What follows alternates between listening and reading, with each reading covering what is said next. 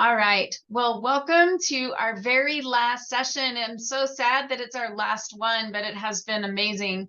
And so this is our week number 5 for our secondary session.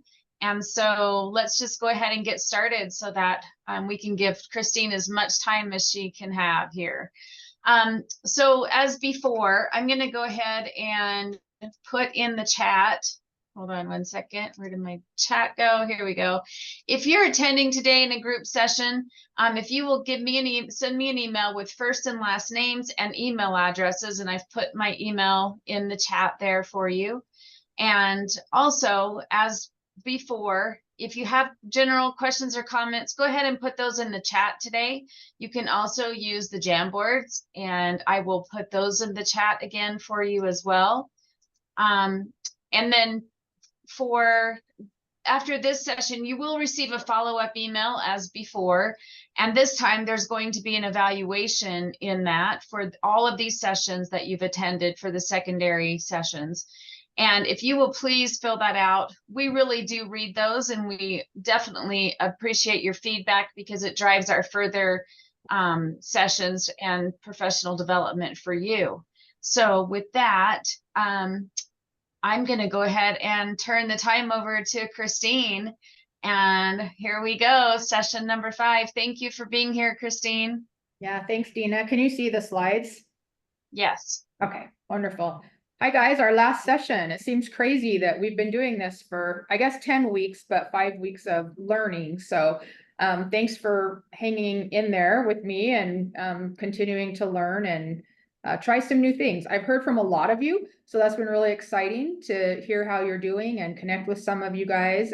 Some of you I've known from before when I've spoken at the WAVE conference and other things. So anyway, it's been fun to connect with a lot of you.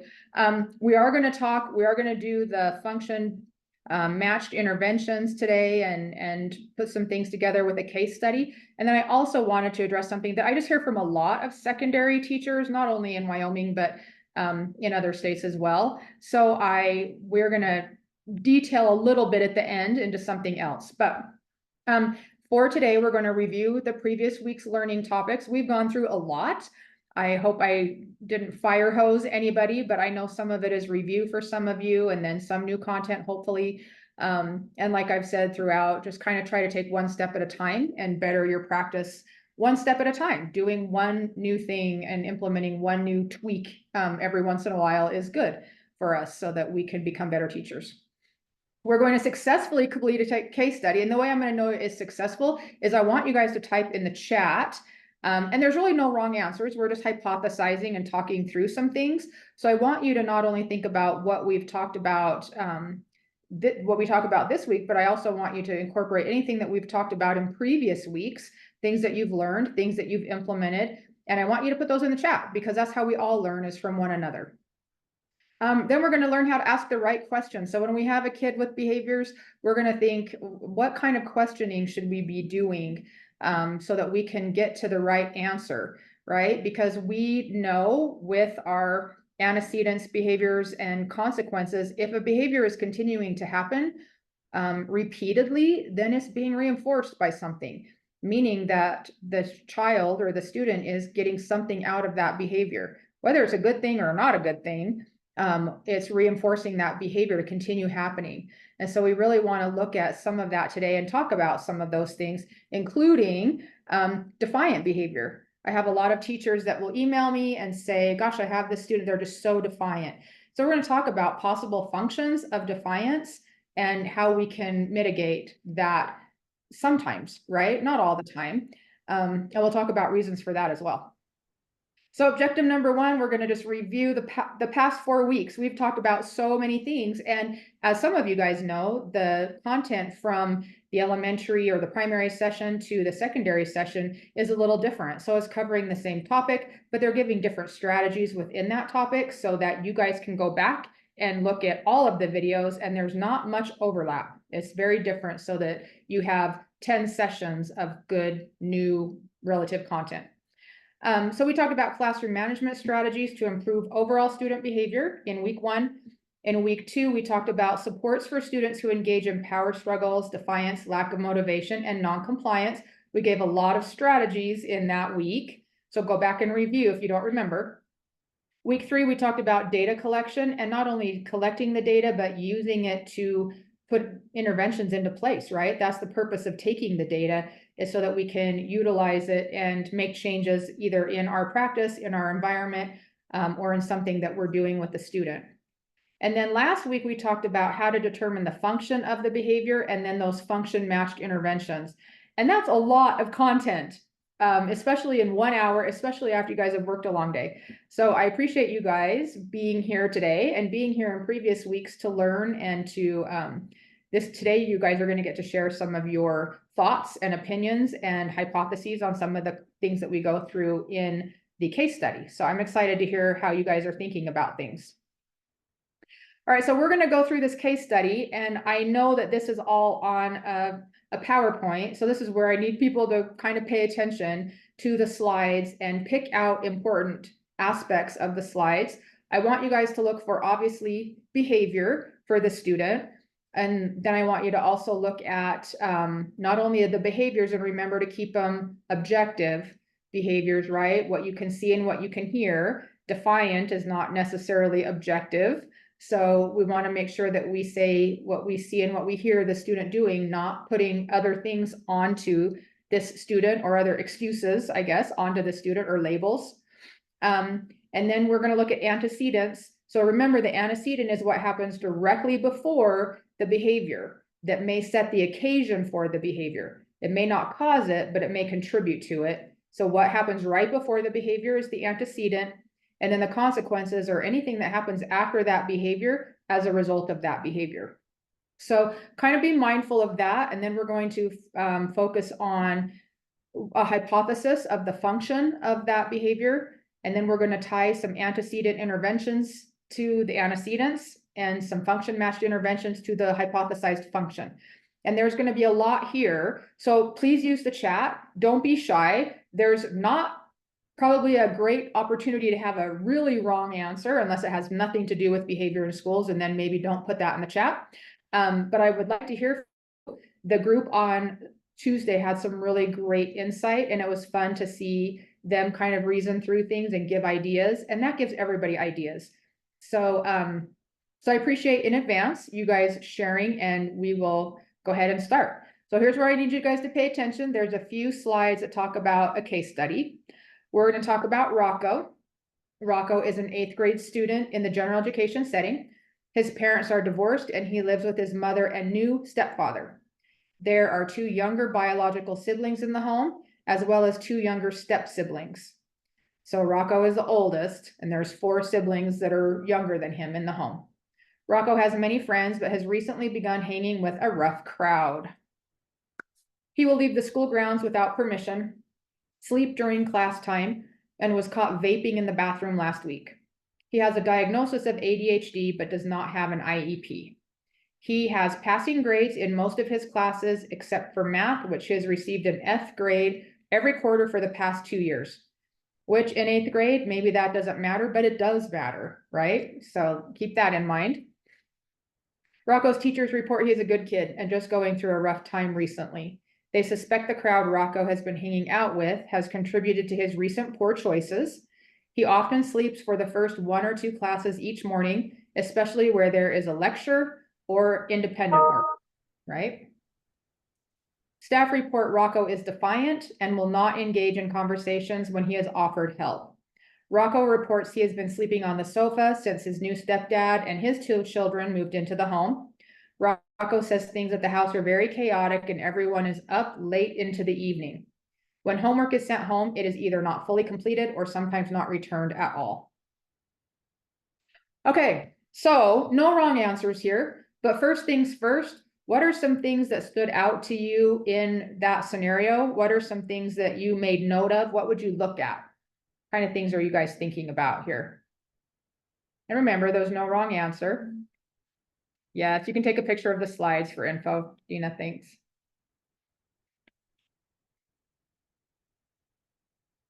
The change in the family home, good. He's not getting enough sleep, lots of changes in his life, many antecedents, good, yes. Changes in the environment, a lot of home issues, good, Kim. Lack of sleep is a concern. Lots of environment changes. Good, Adam. Good. You guys are all correct. Good answers there. So he has some, maybe he doesn't have a great relationship with staff. And maybe there's some stuff going on with some new peers, right? We don't know the situation there because it didn't really talk about that. Anybody have concerns about math? Why he would flunk math for the last 2 years? That jumps out to me because behavior does not happen in a vacuum. Behavior does not happen for no reason. And so math could be an issue for him, especially where he's getting a flunking grade. And it could be basically what, was going on at home could definitely contribute, but he's got passing grades in his other classes, right? And then like a lot of you guys said, there's a lot of going on at home, right? And so I wonder if his basic needs are being met with everything going on. He's obviously sleeping on the couch or the sofa, so that probably isn't a very good night's sleep. Although I have a son-in-law that would disagree. He loves sleeping on the sofa. So really looking to say, what is going on? What are all of the factors that could be contributing to Rocco's recent change in behavior? Anything else that you guys would look at that I maybe didn't mention? Teacher relationship may not be built in math. Good point. Yep. What period is math? Is it in the first two? Crystal, that's a great point. And maybe, and I think I might have an email from you, and I promise I'll get back to you tonight. Great points. Thank you guys. You're welcome, Crystal. Okay, so let's talk about Rocco's behaviors. And I know this is a little bit hard because you don't have anything to refer to that's sitting in front of you. But can you guys remember any of his behaviors, what you could see him doing or hear him doing, not telling me that he's stressed because his mom just got remarried, right? Because that's subjective. So tell me some of the things that we can see and hear Rocco doing. Oh, good, LaDonna. Any change in ADHD medication? And these are all great points, right? You guys are going to want to take everything that you know and start building a bank of, hey, what information do I need? Excellent. So what behaviors did you guys, do you guys remember Rocco engaging in? Yeah, vaping. That is a thing right now, Macy. I was just in a school this week and one of the kids that I am working with indirectly, I work with his behavior team, but just got suspended for that. Sleeping first and second periods, defiant, not sure what that looks like. Good, Kim. I love that, right? We're hearing defiant, but what is that? What does that mean? Defiant to you might look differently than defiant to me. Sleeps the first 2 periods. Good, good.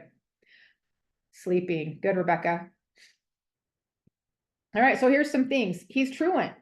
Remember, he said, it said he was skipping classes with his newfound group of friends, sleeping during class. Somebody made the comment, oh, I wonder if math is first or second period. That is an awesome question, and it probably is. Vaping, and then, hey, guess what? He's not talking with staff. Remember when staff approach him, he's not wanting to talk to them, and he's defiant, right? When we speak with him.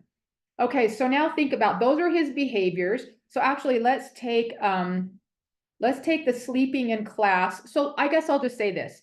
When we're a teacher, not an administrator, there are things that we are more capable of dealing with, and it's more appropriate for us to deal with. Clearly, sleeping in class is a tier 1 issue, right? I've only worked with sleeping where it was, well, I guess twice. I've worked with 2 students over the last 25 years that sleeping was a medical issue and not just, hey, I'm tired. I'm not saying that the kids aren't up all night playing video games. A lot of the kids that I work with in particular have sleep issues and difficulty sleeping. But sleeping primarily is a tier 1 teacher issue, right? You're going to handle that in the classroom. Vaping, probably not. I would hazard to guess that your school administration and your handbook has you refer larger incidents like that to the school administration. So we are not going to deal with the truancy because that should be an administration, not meaning that you don't have a concern about that. You don't talk to caregivers, you don't talk to your administrator, like whatever your protocol is at your LEA, make sure that you're following that. We're not going to work on function for that. That being said, there are functional behavior assessments that can be completed on truancy behavior. And that's going to go a little bit deeper than what we have time for in this setting today. So vaping and truancy, we're not going to deal with, but refusal to speak with staff, that's a tier 1 issue. And I don't know about you guys, but when I'm in a middle school or a high school, if a kid's like, no, I'm not going to talk to you, or I don't want to you, a lot of times the teachers are like, okay, and we just give up. And I don't want you guys to give up, because these kids are needing some help. They're communicating that they need help, but they may be communicating differently to you when you try to step in and help them. And we're going to talk about that a little bit more at the end. So let's talk about his sleeping in class behavior. Let's talk about antecedents. You guys remember what happens right before he falls asleep in class, or may set the occasion for him to fall asleep in class? And put those in the chat.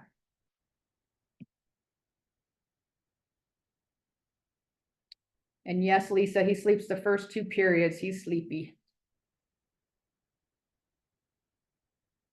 What's happening in the classroom before he falls asleep?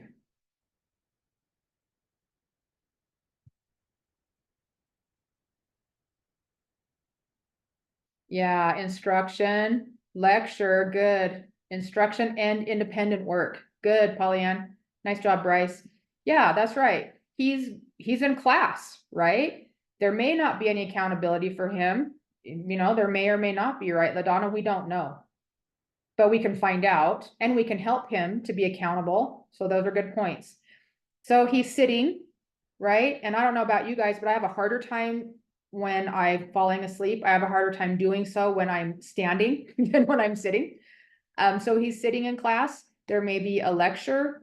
The teacher's talking, the teacher's giving a lesson. We have to do that, right? We probably could spice it up a little bit from time to time, but that's how we teach, is a lot of times by lecture. And then we also have independent work. So when we hand out a writing assignment or a worksheet or whatever the assignment is that they're going to be doing independently, he has a tendency to sleep more frequently during those times. So those are all antecedents. Now I'm going to give you guys a hint. When we get to antecedent interventions, you guys are going to want to put interventions in place for these 3 things, right? They can be interventions for the student. They can be interventions for the teacher. So when we get to that slide and we're putting in antecedent interventions, we have to make sure we address interventions that are directly tied to the antecedents, right? Okay, environmental variables. What else could be contributing to him sleeping in class? That may be, well, I'll give you guys a hint. I mean, some of it comes from things at home, right? So things that you might not have control over, that he may come from home and already feel tired of things. Yes, family staying up at night. Yep. And he's sleeping on the sofa, right? We mentioned that. And he has a new stepdad. Like that in and of itself, having people move into your home, everybody adjusts, and it takes months, I would think, for that adjustment to really settle in and everybody feel comfortable, right? So those things are all going to contribute to, and maybe you don't have anything to do with any of those things, but they could still contribute to his overall behavior or feeling tired, right? Okay, so he sleeps during class. Do you guys remember any of the consequences when he sleeps during class? What happens directly after that? What consequences does he have for sleeping? Yeah, Brady, the younger kids could be keeping him up. Sure. Especially if he's in the living room on the couch, right? Everybody that walks through could be hindering his restful sleep. So do you guys remember, are there any consequences after he sleeps?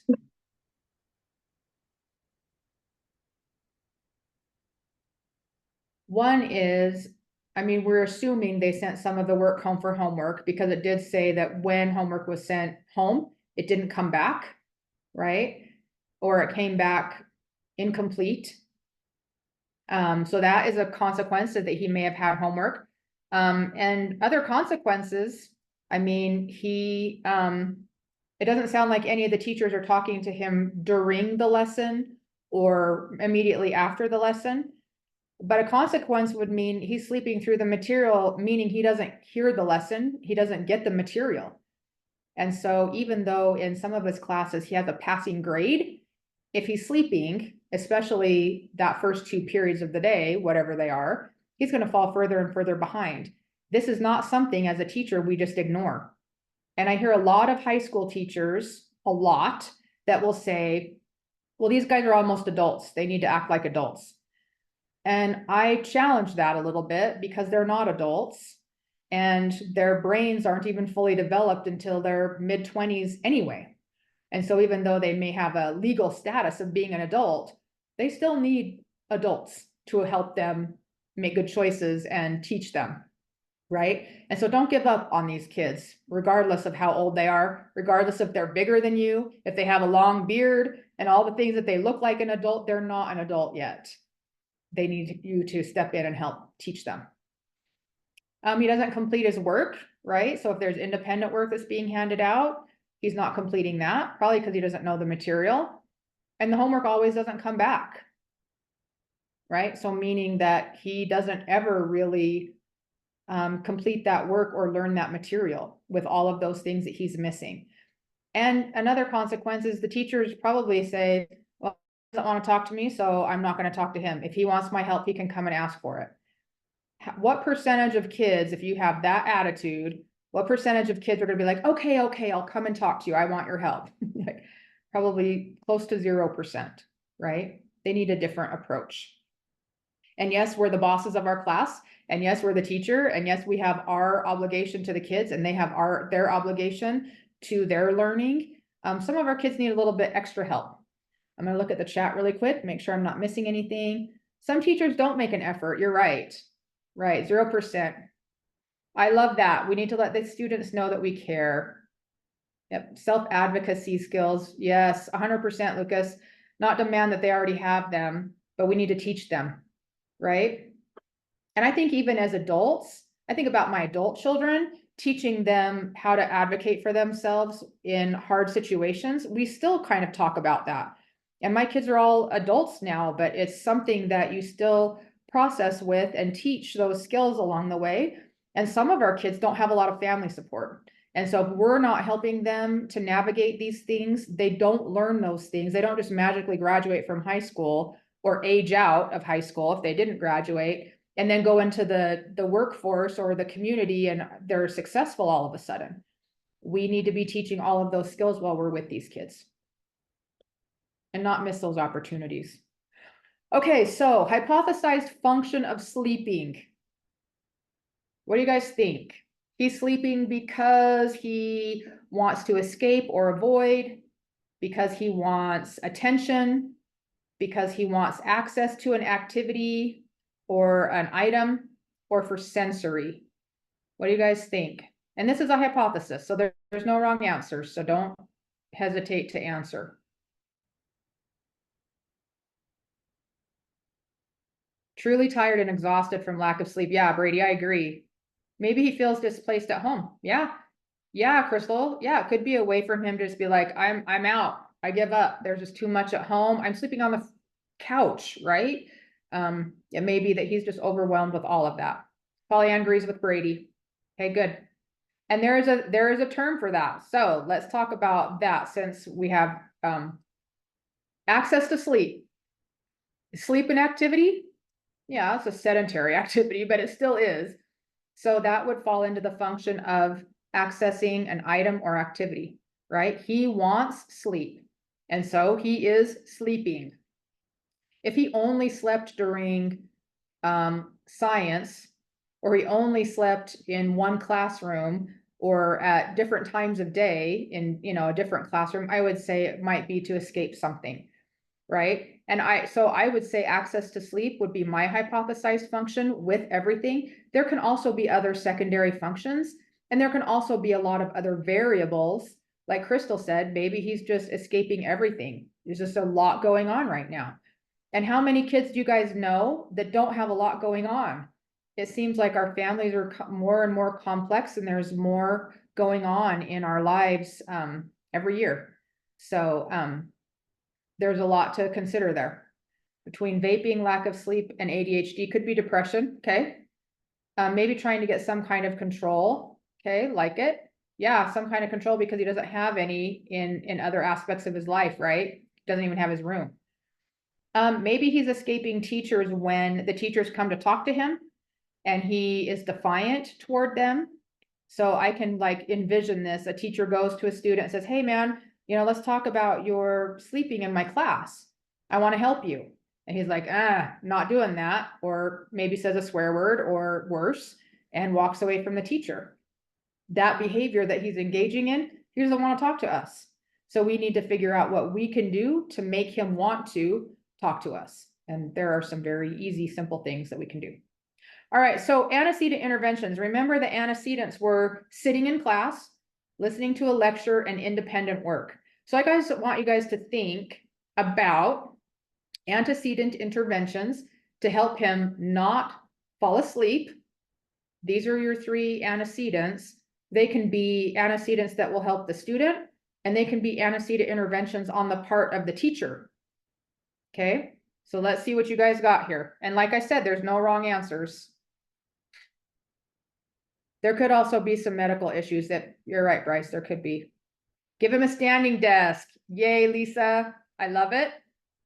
Standing and moving around the room while learning. Group work offered from the teacher. Yep, I love it. Pair up with a peer. Those peer interventions are very high effect size. If you know how to implement it and you do it correctly. Yep, good. So we addressed the sitting in class. We got a stand-up desk, hands-on learning. Doreen, I love that. Yep. Who wants to sit through a lecture, right? Maybe a teacher job to help him feel included. Good, Brady. Yeah, good stuff there, guys. Okay, let's see what we got here. I was tired too. That was another one. Well, and we can do things about being tired, right? I talked to a lot of high school kids about when we sleep. So let's see what we got here. Oh, wait. Did I do that right? Well, I guess I want to go back. So antecedent interventions for sitting in class. You guys mentioned a standing desk. That's healthy, right? They say sitting is the new smoking. We sit all day long, and then you know what they do when they go home from school? A lot of them do this, right? And they're sitting. Standing is not a bad thing. Movement is not a bad thing. I've seen teachers that put a line of duct tape on the floor in the back of the classroom where kids can stay on that line and pace back and forth if they need to. So we're up moving, standing, let him go get a drink. Anything that will help alert him to keep him awake in class is what we can do rather than having him sit there. The heat's on and it's nice and toasty warm and we're going to fall asleep, right? You guys mentioned instead of lecture, the teacher could do hands-on activities. The teachers could do discussion or group work. Now, I'm not saying that there's never a time for a teacher to provide that instruction. And if you guys go back, I can't remember what week it is, but I gave some ideas to have opportunities to respond within your instructional periods so that you are keeping kids alert and engaged and learning, hopefully, right? So maybe just changing up the way you lecture, the activities that you promote during lecture, how long you lecture, maybe interspersing lecture with, things like short video clips or fun riddles or something to kind of spice it up a little bit. So it's not just Ferris Bueller's teacher, right? That it's a little bit more lively and fun for them. So a teacher can have a lot to do with what kind of instruction is being provided to keep kids awake and engaged and wanting to be learning, right? Independent work, you guys said work with a group and somebody else said work with another peer. Those are both great, right? And as kids are doing independent work, primarily kids that may not get the content or may not understand the material thoroughly, if you teach kids how to work together, how to discuss, how to collaborate, how to come to an agreement on an answer before they write it down.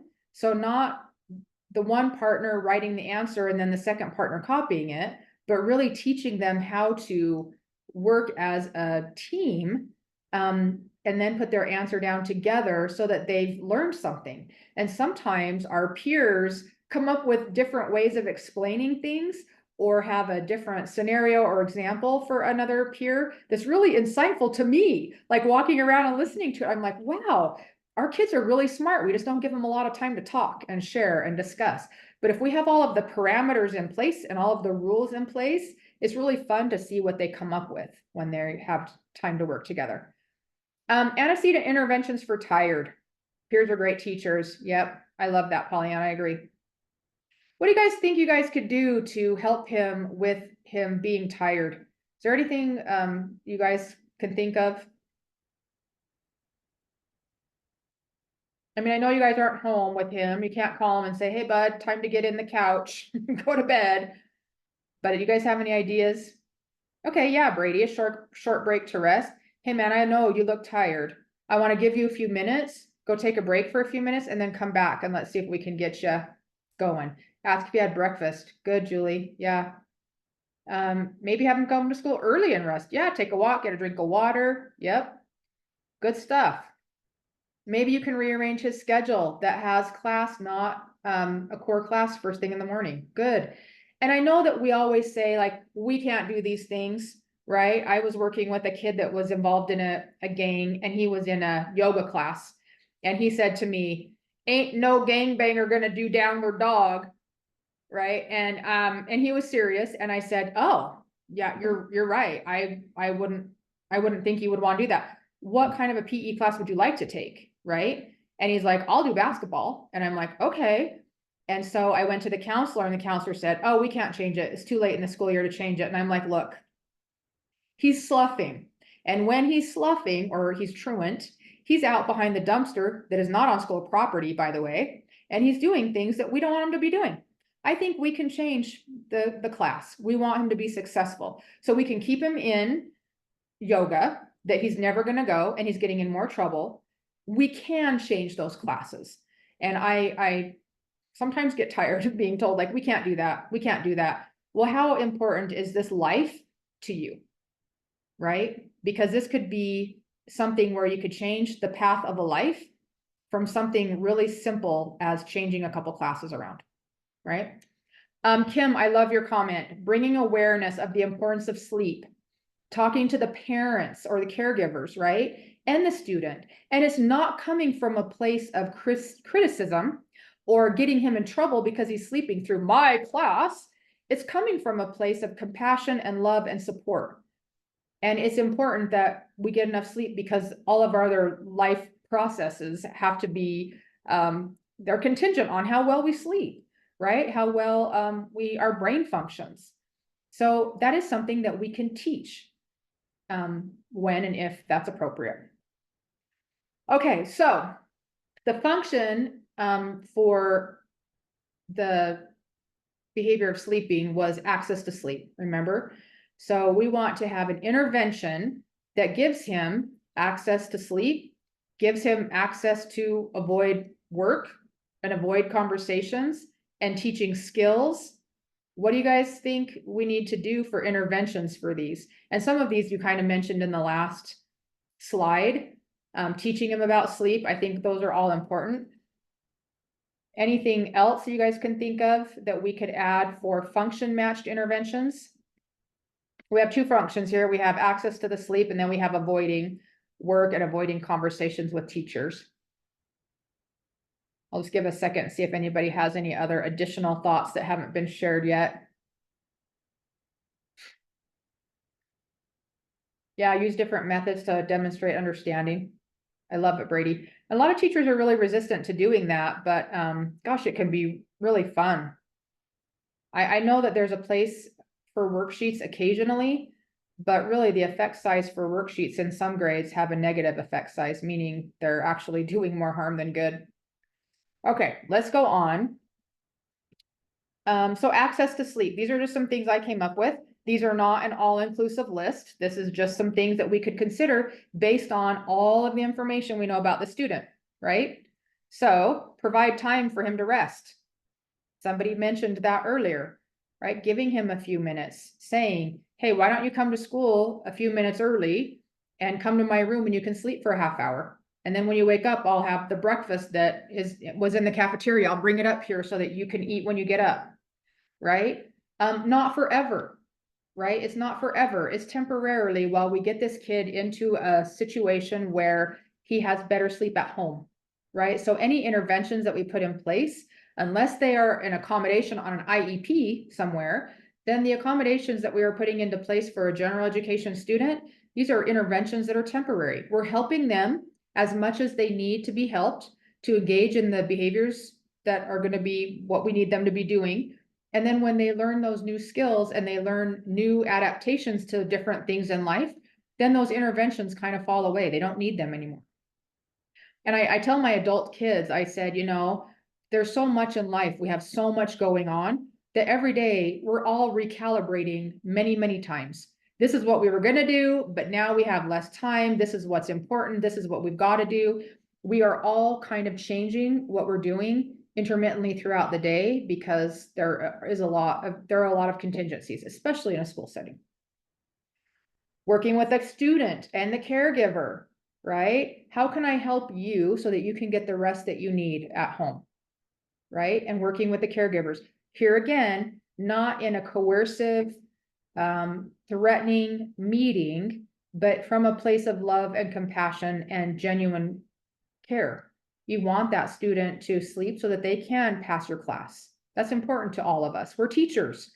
If we have kids that are flunking, then we're not teaching. We got to figure out what we can do different to help. Maybe help the kid set his alarm on his phone so that at 9 o'clock at night, oh, my alarm goes off. It's time to get ready for bed and get in bed, right? Maybe you get them a set of earplugs because it's noisy, or help with white noise, download the free white noise app on his phone so that it drowns out some of the sounds. Anything that you can do from your end, not being in the home, anything that you can do on your end to help him get a better night's sleep so that he can better access his school day and be more successful. And then, like somebody mentioned, teach the importance of sleep.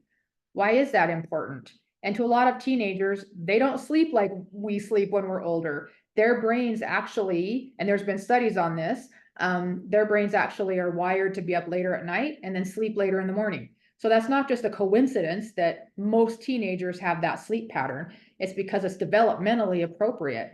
And so him staying up later at night, but then having to get up early and come to school, is hard. So how can we teach good habits, good sleep habits?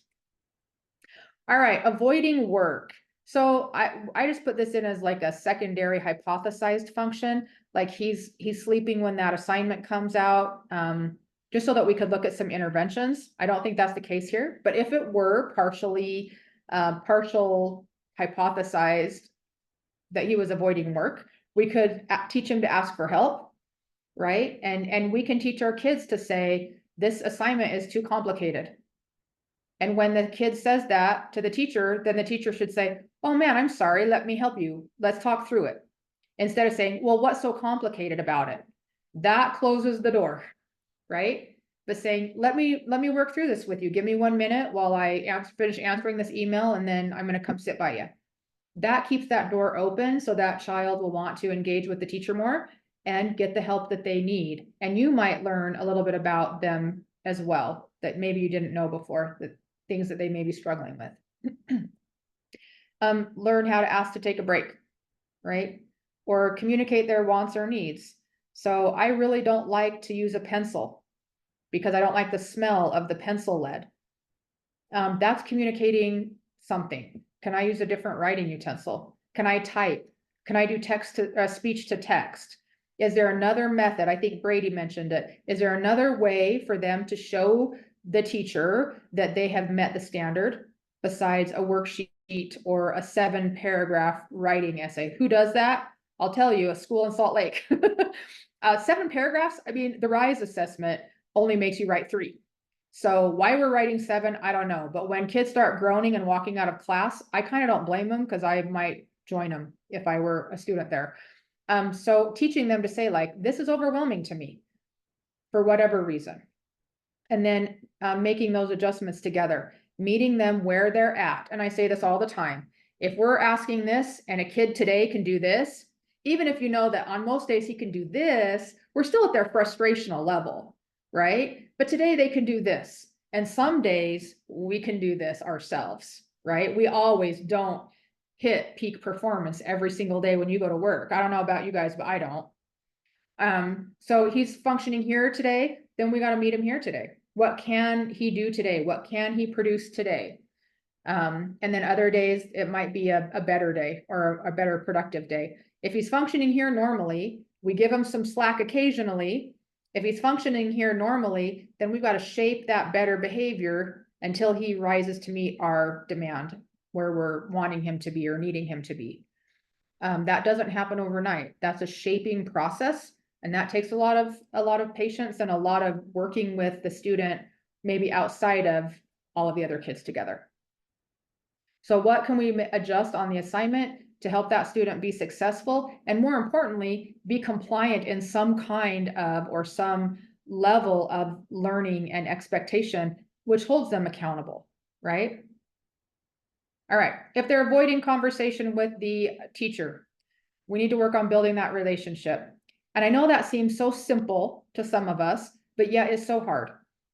Particularly as our kids get older and they've put up some walls sometimes. And sometimes those can take a little bit of time to get through and help them to know that we're a trustworthy adult that really genuinely cares for them. When they have that, you see behavior change literally overnight or within a short period of time. It's pretty quick. Keeping your interactions positive, right? Say hi to them in the hall.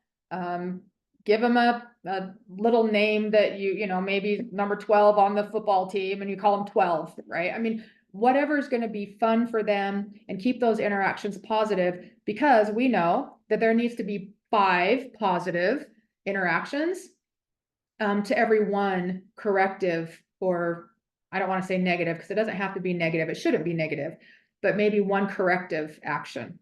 And so we have to have that ratio, that 5 to 1. And so put times in the day that you're saying hi, you're saying, hey, I loved seeing you, you know, make that great play last night in the 3rd quarter, you know, whatever. So you're building that relationship. You're keeping a lot of positive so that when you do have to say, hey man, like, I know you're really tired and you have a new stepdad and all the things, but you're sleeping in my class and we need to help figure something out because you're so successful on the football team. I want you to be that successful in my classroom, right? They're going to be much more willing to take part in that conversation if you have a positive interaction with them 5 times more than you have a corrective conversation with them.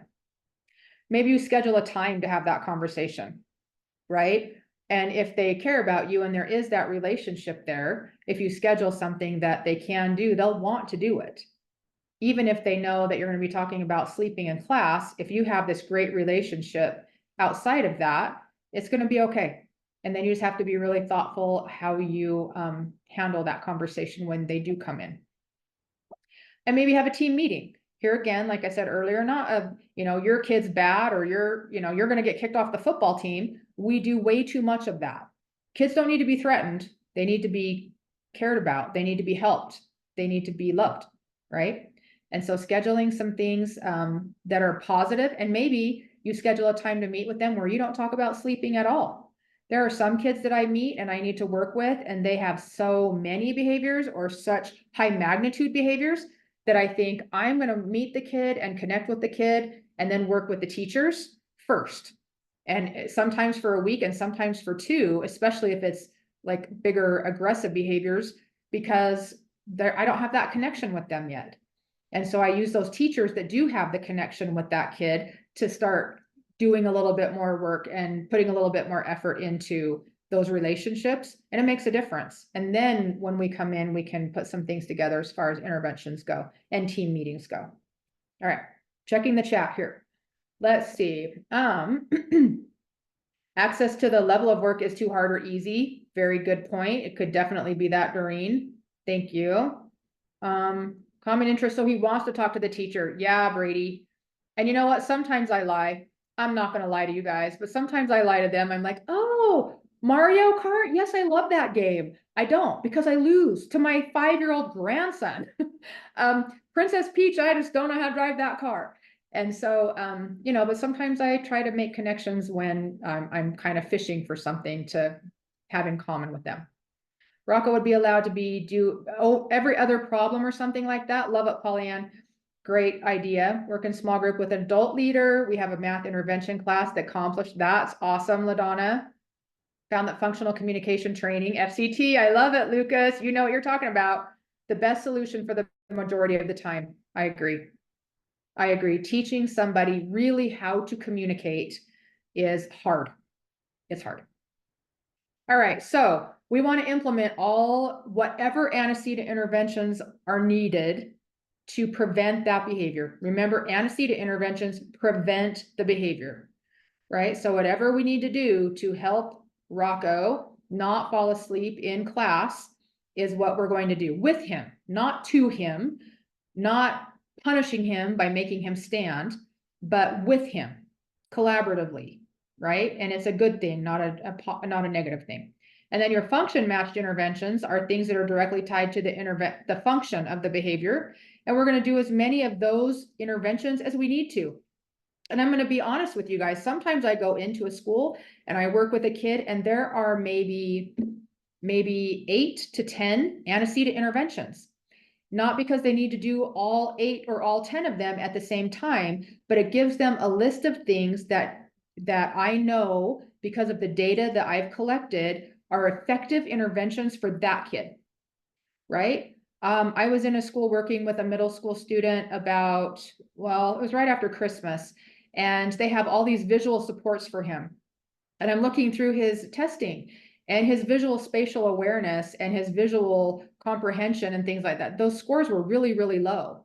And so although they were trying to do what was best for the student and giving him a lot of reminders that were visual, that kind of thing is a weakness for him, not a strength. And so then we could go in and say, what else can we do? And I asked kid, what do you want to do? And he said, I wanted to set an alarm on my phone.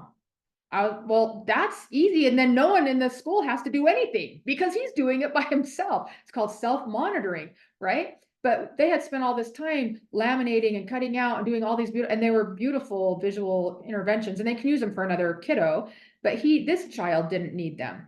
And it was actually more of a hindrance to him. And so everybody was banging their head against the wall, trying to implement these interventions that don't have any data to show that they would be effective for him. And then when I met with all of them and we met as a team, and then we brought the student in at the end, and he's like, well, I don't want to do those things like that. Those are dumb.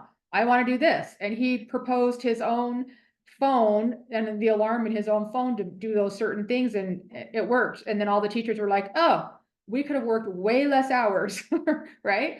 To help put an intervention in place that was going to be effective for the student. So don't work harder than you need to. So we want to implement as many of those antecedent and function matched interventions as we need to get and keep good behavior going while simultaneously teaching. What does this kid need to learn? What skills are they lagging in that we can teach them so that they are more successful? And then as those skills increase and improve, those interventions aren't needed anymore. And sometimes they kind of just gradually fall off. You don't need to have a behavior intervention plan or an IEP to put interventions in place to help kids with behavior, right? And there are times that you do, right? When things are chronic or high magnitude or dangerous, there are behaviors that you will need a behavior intervention plan or a specialist to come in and help. But the things we talked about today are not those. So how can we work as a teacher to help build the skills for Rocco and build his understanding so that he can access our classroom? And if you're the math teacher, for crying out in the night, I don't want him to flunk my class. An F is an F for him. It's also an F for me. At least it was for me when I taught. All right, learn to ask the right questions. So these are just things that come up for me, just to get all of the information. And I loved, you guys are really insightful, and I love this about you. In the chat, when you guys are sharing, you guys are even already saying like, did he have a change in medication? Right? You guys are thinking about all of the things that you could get more information on, right? And everything is data. And so the more data that we have, the better we can help a student. So what do I know about the student? Who can I collaborate with to know more, right? Sometimes you know that, hey, the art teacher has a really good relationship with a student. I'm having difficulty connecting. I'm going to go talk to the art teacher. And sometimes I will call a teacher on the way home from school because I've got to drive, I've got to leave, I don't have time. But I'm not saying, well, I can't collaborate till tomorrow after 8 a.m. I'm saying, no, this is important enough to me that I'm going to make a phone call on my way home. And guess what? She might be on her way home too, right? But how can I learn more about this student? Because the greater my understanding is, then the greater support I can be to that kid. And then thinking about what support can I offer? You may have kids that you really don't connect with for whatever reason, right? And maybe as hard as you try, it's just not working. Then how can another staff step in and help you help them? And there's a lot of kids that I work with, particularly in high school, where we designate one staff member just to have that connection with the kid. And that changes so many things. That kid feels like they're wanted at school. They have somebody that is a trusted adult that cares, that they have somebody to go to. It changes so many things as far as behavior goes, that it's important that they have connections with someone if it can't be you. Who can build a trusting relationship? And then are there academic concerns? I don't want this. Well, he doesn't do that in my class because he's always sleeping. That's okay, but what can he do? You can look at the exams that they've done. You can look at their grades. Well, Rocco has Fs. That's saying something. That's data, right? You can look at curriculum-based measures. You can look at placement assessments, outside testing, cognitive and academic testing. Heck, you guys, can you look at your Wyoming state testing? How did they do on that? Oh my gosh, they got a terrible score in language arts, and I'm the language arts teacher. That might give me some indication that this kid has some struggles that I might not be aware of. And if the child does not have an IEP, then it may be a little bit harder to pinpoint what their needs are. These are data. Right? Data is not, well, he's refusing to work in my class. That's not data. We want to know where they're at, what they can do. And if they're not doing anything, did they do anything last year? Why aren't they doing anything? And let's get them working. Are there social, emotional, or behavioral concerns? We have a lot of that lately. A lot of that lately that qualify for IEPs, despite not having any academic need. The majority of the kids that I work with nowadays are mostly emotional behavior disturbance, EBD kids. They used to be autism or ODD, like those are easy now because we've been doing it for so long. Now these kids are emotional disturbance kids, and they're a little bit different because a lot of times they are academically at or even above or even way above grade level, but they can't regulate themselves and they have a lot of things going on there. Is there any history of abuse, trauma, neglect, all the things? And we know that. Would that change if you knew that? Does that change how you interact with a student? If you know about things, then you should address it with the parent or the counselor to find out how is the best way for you to interact with this student that would be effective. Define the areas of deficit based on the data, not your thoughts and feelings or everybody else's thoughts and feelings about this kid. And you guys know we hear it all the time. Well, this kid's just defiant. They're just not motivated. Okay, but why? And I would keep asking why and go deeper, right? Instead of just writing them off. Child find is a federal law where kids, if they're not maintaining academically, socially, behaviorally, emotionally with their peers, that they could need special education services, and it may warrant a referral. And so if we have kids that are struggling, don't think that they should have found them in 6th grade or elementary school. Our kids get dropped and lost and fall through the cracks all the time, unfortunately. I worked with a kid about 5 years ago, maybe 6 years ago, high school kid, aggressive. And as I got working with him and talking with him, we were in the conference room one day and it was just him and I, and he started to cry. And he said, I can't read. And most of the data that I was seeing was his behaviors were happening mostly in language arts class. And I said, why haven't you told anybody? And he said, because nobody ever asked me. Okay, he can't let other people know he was on the football team.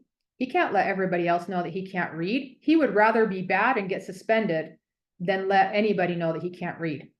And so then we had to build on that and go from there and say, okay, this is what could happen. And I was very clear about what the steps would be and if he would be okay if I shared this information so that we could get him the help that he needed. And he said yes, and he did it, and made amazing progress in his last 2 years of high school. You also probably have something similar to a child study team or a team that you can take your concerns to at your school level, that you can talk about some of these concerns to decide what kind of interventions or what kind of staff support may be necessary to help them.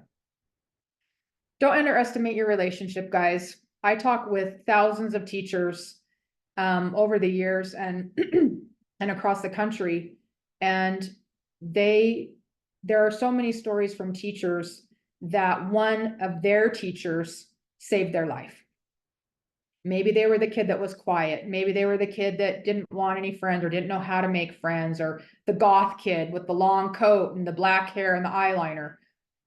Everybody wants connection.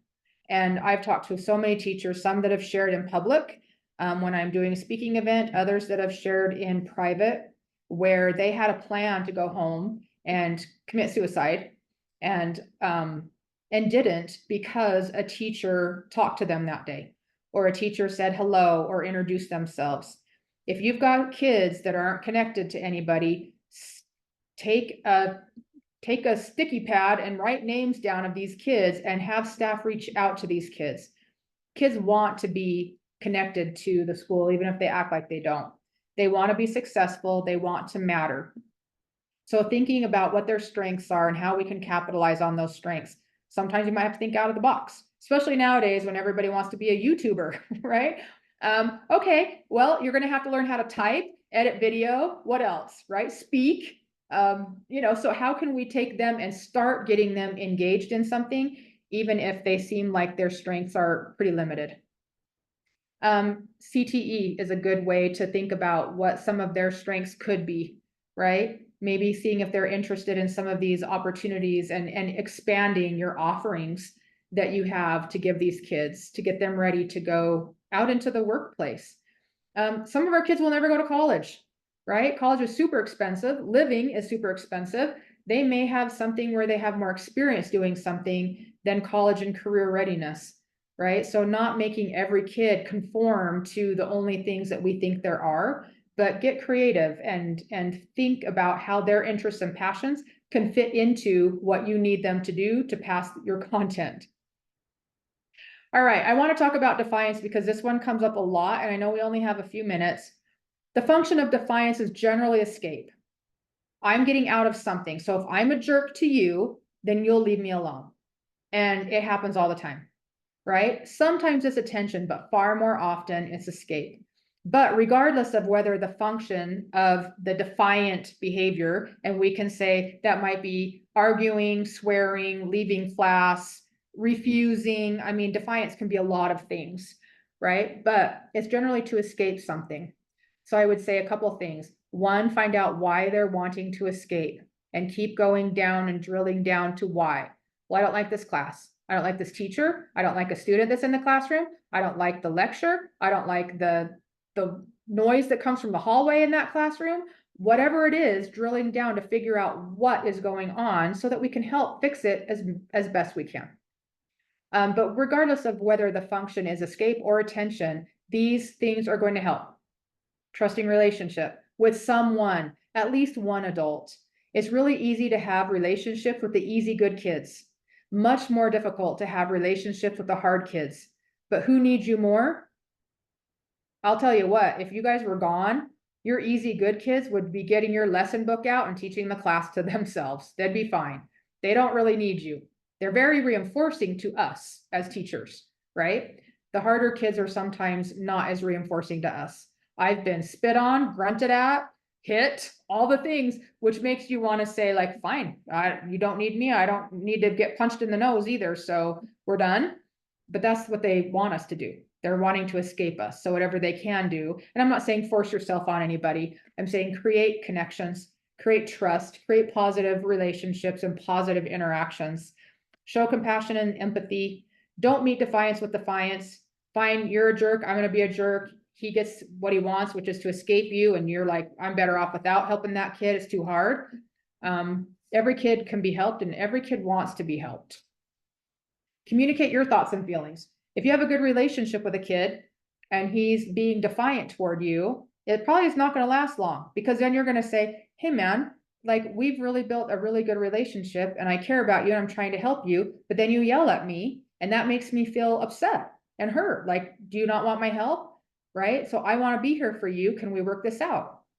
The kid's going to say, oh man, I'm sorry. I didn't mean that. I just had a bad day. They will, if you have a good relationship. Think about the times that you were defiant.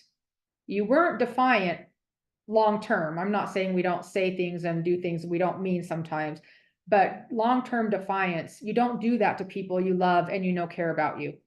You just don't. And so when we have kids that are defiant, there's things we can do to help them to not be defiant. And then a lot of our older kids have a long history of reinforcement, right? They have learned that acting this way helps me escape from this. And then I don't have to do it and I can do whatever I want. It may take some time to build that relationship. It may take some time to build that accountability. It may take some time to build all of those interventions in, because our kids have such a history of reinforcement. Don't wait until the end of the year and let the kid go on and start the year over with the same problems year after year. It happens all the time. Use your multi-tiered systems of support.